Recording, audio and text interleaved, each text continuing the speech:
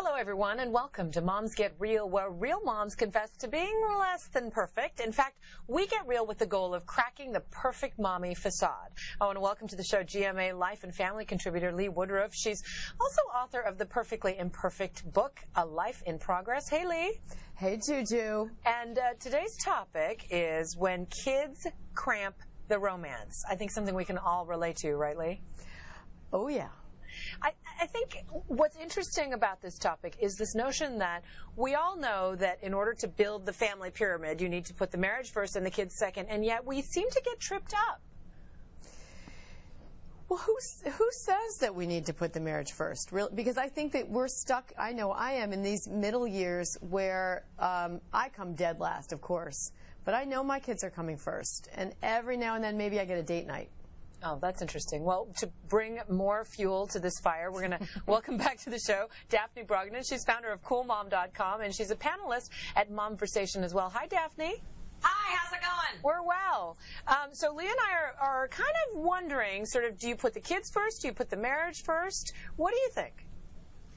Well, I kind of think Lee's right. I think the kids usually do come first, but you don't want to totally jettison the marriage. As all things, it's constant balance. It was funny. My husband and I, uncharacteristically, like, we're a little kind of cuddling, snuggling this morning, and I looked over. My daughter was just beaming, looking at us. So you always have to remember that, like, happy family, happy kids. Oh, clearly we have a different dynamic. My kids, whenever I'm cuddling with the daddy, like, no, daddy, no, and they're trying to, maybe it's a little Oedipal thing. I don't know. Yeah, but 3 boys. Yeah, no, absolutely. 3 boys.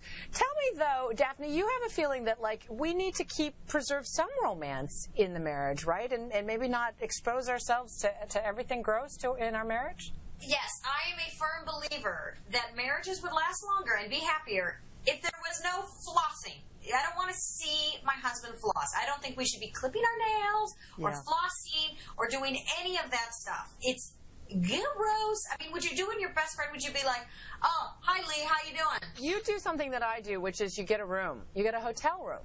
Why is that key? 2.5 months. It's essential. I need to remember why we got married, why I fell in love, Okay, but can I just say, at the end of the day, we get the hotel room and, you do whatever you do. And then, but for me, the treat is sleeping in the morning. Yeah, I agree. That's the best part of it.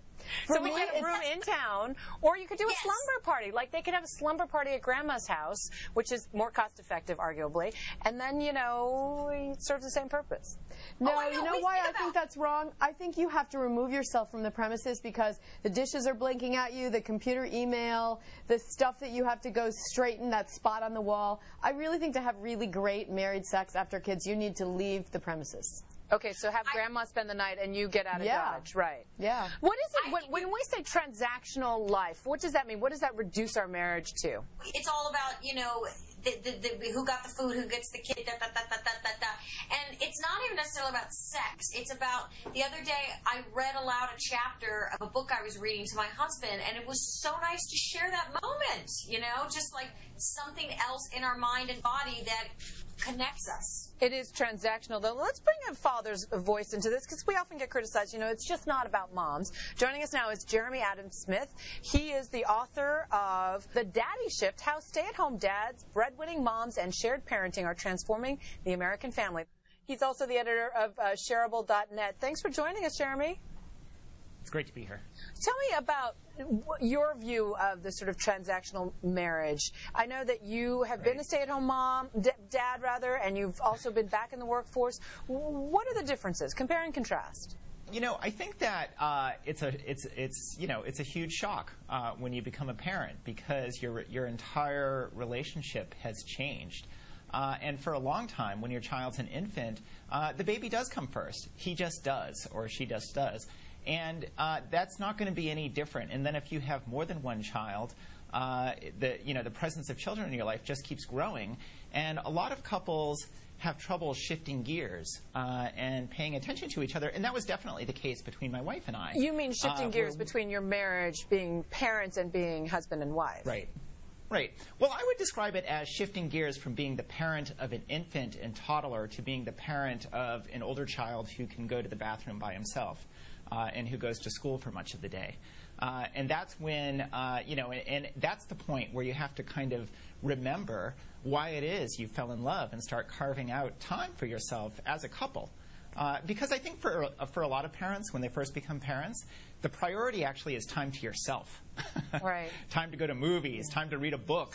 We really need that. But we also need time, of course, to be couples. And, and that's really when empathy breaks down, especially when one person is the primary caregiver, is the stay-at-home parent, and the other person is going to work. Because we forget what it's like, what pressures you face. And that's why date night is really important. But not just date night. I mean, I was thinking when you guys were talking about date night, you were talking about, going away and getting a hotel and all of these fancy things. And my wife and I did that when we had our first date nights. But it turned out to be a lot of pressure for us as a couple. I mean, I'm sure that works for a lot of couples. But for us, what worked was just staying at home, renting a movie, getting a roast chicken, from the store, and just really taking it easy and talking to each other about our lives. Daphne, I'm curious, Jeremy talks a lot about bringing the outside community into not just the parenting, but into the marriage as well. How do you keep things fresh in your relationship? Oh boy, I think it's going out and being. Sometimes it is being around other people because then you get energized. You need a new life source to feed off of. So if you're having drinks with maybe a couple you don't even know that well or something, so it's kind of fun. You hear their story, you get excited. If you can, maybe once, twice a year, go a weekend away. I think it's experiencing something other than your normal transactional life. I thought it was interesting when Jeremy was talking about it becoming you get a lack of empathy, which I thought was a very good way to put it. And that's where that, taking advantage of each other comes, and you have to remember, like, oh, so-and-so's he's funny, or she's witty, or I love the way she lights up a room, and you don't see that when your hair's back in a greasy ponytail going around. I think also the opposite of lack of empathy, or maybe it's the same thing, but I think what begins to happen, and I know I've felt it recently for many reasons, and luckily my husband and I can talk about it. I think lack of empathy really becomes resentment, and that's where it becomes really dangerous, because who feels like being amorous when you're actually resenting the person because they're sailing in with their briefcase or they're coming back from whatever glamorous location. There's a phrase that a marital expert told me. He refers to it as normal marital hatred. And a lot of people who are married know exactly what he's talking about.